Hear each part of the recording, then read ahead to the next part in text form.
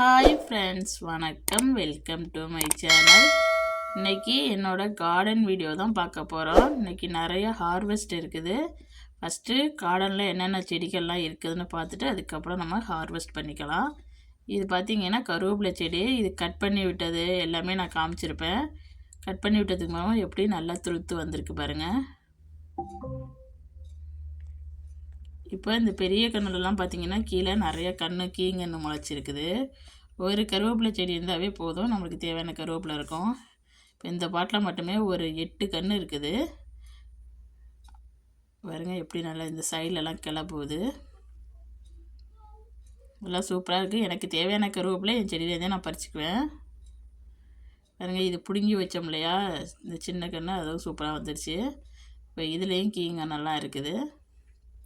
நம்ம நல்லா கட் பண்ணி விட்டால் தான் நல்லா கிளை போய் நிறையாவே நம்மளுக்கு இலை கிடைக்கும் பாருங்கள். எல்லாத்துலேயுமே நிறைய கீழே முளைச்சிருக்கு கன்று. இது நாங்கள் வெயில் காலத்தில் மட்டும்தான் இந்த மாதிரி வைப்போம். அப்புறம் குளிர் அடிச்சிச்சுன்னா வீட்டுக்குள்ளே வச்சு தான் இதை பாதுகாக்கணும். இப்போ நல்லா சூப்பராக வந்திருக்குது நம்மளுக்கு கருவேப்பிலை.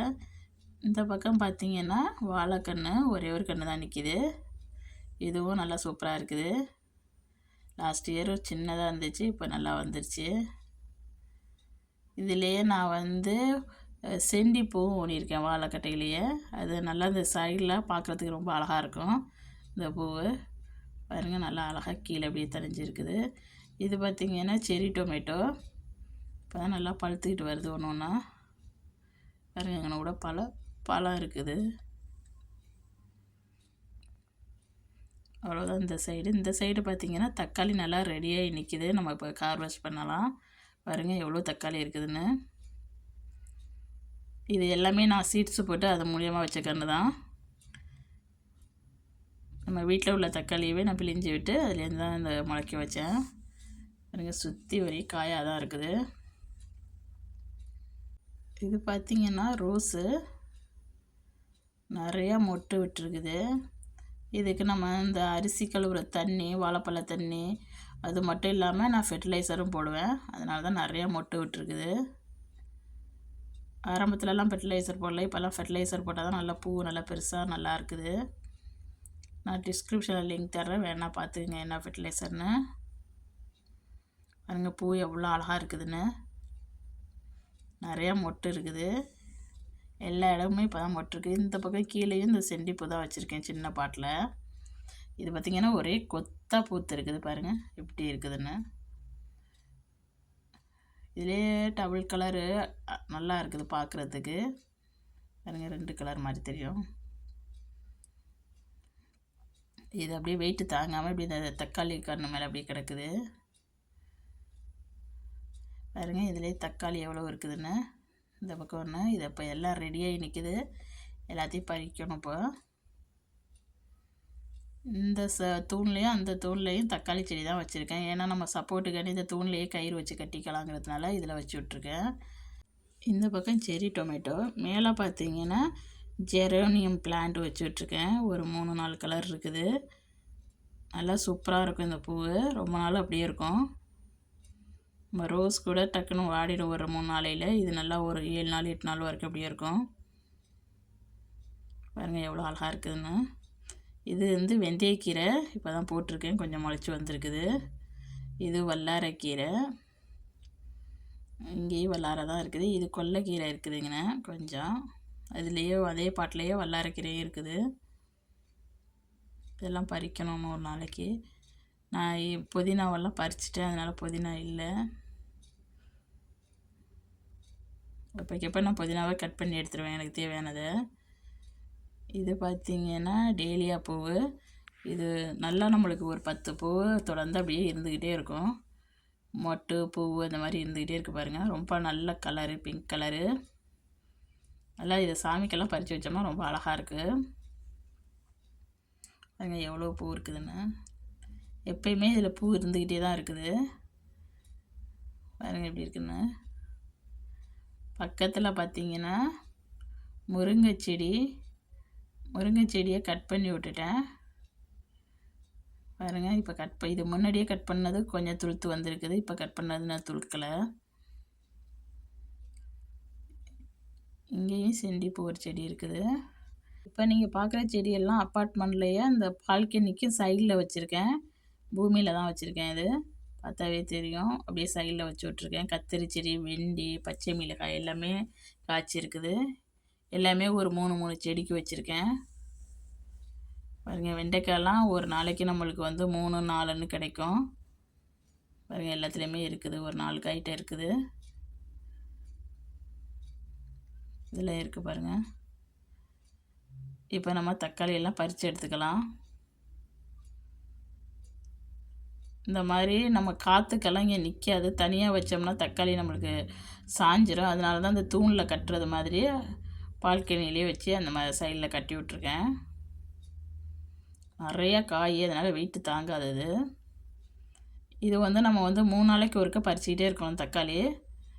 நான் ஏற்கனவே 3 நாளைக்கு முன்னாடியே உழவுக்கு பறிச்சிட்டேன். இப்போ பறிக்கிற அளவுக்கு பறிச்சிட்டேன். 3 நாளைக்கு ஒருக்க நம்மளுக்கு நல்லா நிறையா காய் கிடைக்கும். கொஞ்சம் அரைப்பழமாக இருக்கிறதையும் நான் பறிச்சிட்டேன். பாருங்கள், இதுக்குள்ளெல்லாம் எவ்வளோ பழம் இருக்குதுன்னு. நம்ம வீட்டில் நம்ம சமையலுக்கு பயன்படுத்துகிற தக்காளியை தான் நான் பிழிஞ்சு விட்டு அதுலேருந்து வந்து வச்ச கன்று தான் இது. நான் எப்படி விதை போட்டேங்கிறத ஷார்ட்ஸில் போட்டிருப்பேன்.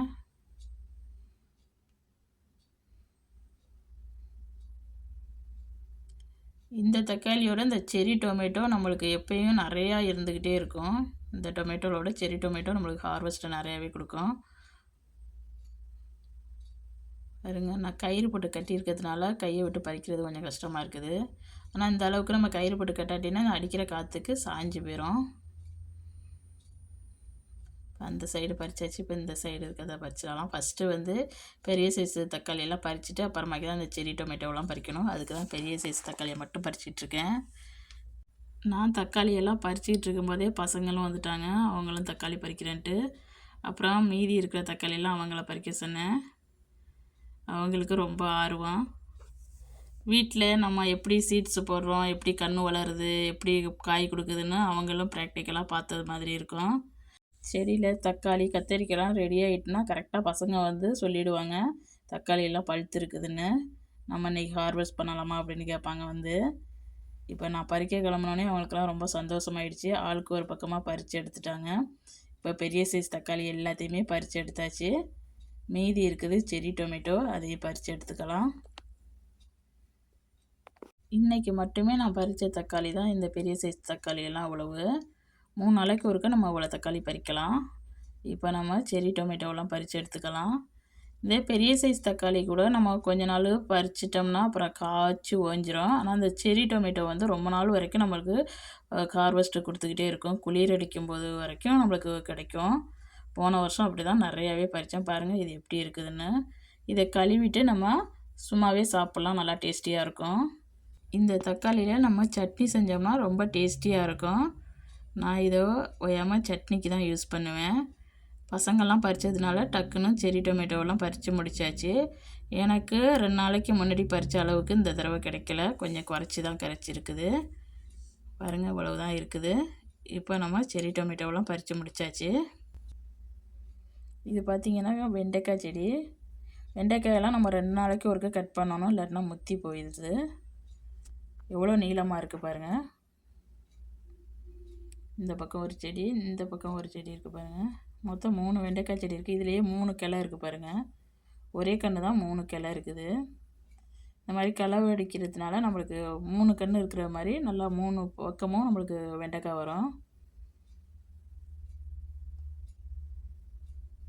இப்போ இதுலேயே 2 இது இருக்குது பாருங்கள். ஒரே கண்ணில் 2 இது இருக்குது.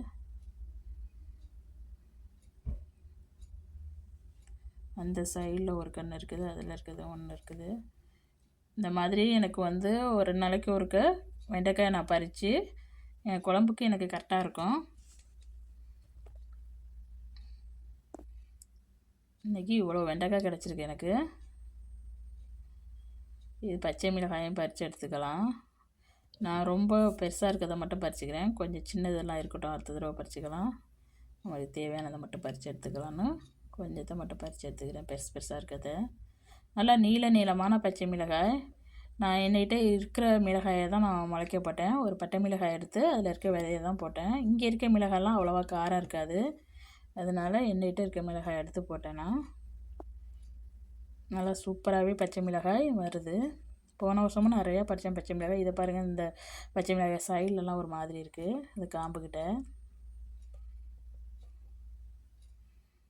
இது 3 செடி வச்சுருக்கேன் பச்சை மிளகாய். அதே போல் வெண்டைக்காயும் 3 செடி இருக்குது.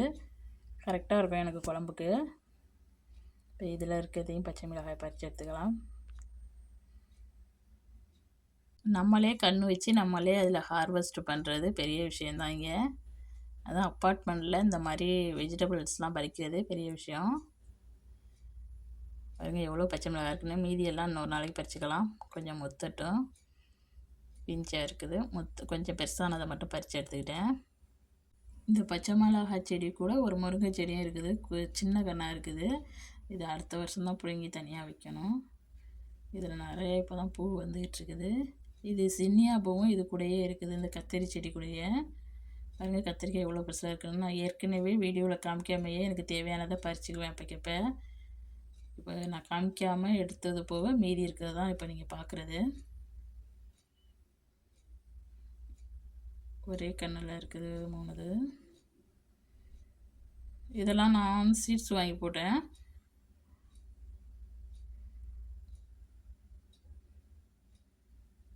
கையில் பிடிக்க முடியல. ஒரு 2 காய் தான் 2 காய்க்கு மேலே வச்சுக்கிட்டு பறிக்க முடியல, அவ்வளோ வெயிட்டாக இருக்குது. நான் கத்தரிக்காய், பச்சை மிளகாய், வெண்டைக்காய் இதெல்லாம் வாங்குறதில்ல. என்கிட்ட உள்ளதெல்லாம் நானே பறிச்சுக்கிட்டுருவேன். அதே போல் கீரையெல்லாம் மேக்ஸிமம் எனக்கு தேவையானதை நானே போட்டு எடுத்துருவேன். பாருங்கள் எங்கனையும் ஒன்று இருக்குது. இன்றைக்கி ஒரு 6-7 காய் கிடச்சிருக்கு கத்திரிக்காய். எவ்வளோ பெருசில் இருக்குதுன்னு. இன்னமும் பெருசாக போகும். இதை நம்ம வெட்டி பார்த்தோம்னாவே இன்னும் விதை கூட பிடிச்சிருக்காது. அப்போனா எவ்வளோ பெருசாக போகும்னு பார்த்துங்க. இன்றைக்கி இவ்வளவு கிடச்சிருக்குது. தக்காளி, அப்புறம் செரி டொமேட்டோ, பச்சை மிளகாய், வெண்டைக்காய், கத்திரிக்காய்னு இவ்வளவு கிடச்சிருக்குது. அது மட்டும் இல்லாமல் இந்த கருவேப்பிலையில் கொஞ்சமாக நம்ம கீழே இருக்கிறத பறித்து விடலாம்னு கொஞ்சமாக பறித்து விட்டேன். ஏன்னா இந்த கீழே இருக்க கண்ணெல்லாம் கொஞ்சம் காற்றோட்டமாக வெளிச்சம் படணுங்கிறதுனால கீழேருந்து ஆஞ்சு விட்டேன். ஆனால் நம்ம கருவேப்பிலையை இந்த மாதிரி நான் பறிக்கிற மாதிரி பறிக்கக்கூடாது. நான் கீழே கன்று முளைச்சிருக்குங்கிறதுனால கொஞ்சம் வெளிச்சம் வரணுங்கிறதுனால கீழேருந்து பறித்தேன். நீங்கள் மேலேருந்து ஒடிச்சு இல்லை கட் பண்ணி மேலே இருக்கிறத கட் பண்ணி எடுத்திங்கன்னா தான் நிறையா கிளை வெடித்து கருவேப்பிலை நம்மளுக்கு நல்லா அடர்த்தியாக வளரும். நான் பறிக்கிற மாதிரி பறிச்சிங்கன்னா உங்களுக்கு கிளை வெடிக்காது. நான் அந்த கீழே இருக்க கண்ணுக்கு வெளிச்சம் வரணுங்கிறதுனால கீழே இருக்கிறதெல்லாம் ஆஞ்சு விட்டுட்டேன் கொஞ்சத்தை. பாருங்கள் இப்போ கொஞ்சம் வெளிச்சமாக இருக்குது. கொஞ்சம் கீழே இருக்க கண்ணை நல்லா ஃப்ரீயாக வளரும். அவ்வளவுதான். இன்றைக்கி கருவேப்பிலையும் கொஞ்சமாக பறிச்சாச்சு. இவ்வளவு தான் இன்றைக்கி நான் ஹார்வெஸ்ட் பண்ண வெஜிடபிள்ஸ். இந்த வீடியோ உங்களுக்கு பிடிச்சிருந்துச்சுன்னா இந்த வீடியோக்கு ஒரு லைக் கொடுங்க. மறக்காமல் என் சேனலை சப்ஸ்கிரைப் பண்ணி வச்சுக்கோங்க. இந்த வீடியோ பார்த்த அனைவருக்கும் நன்றி.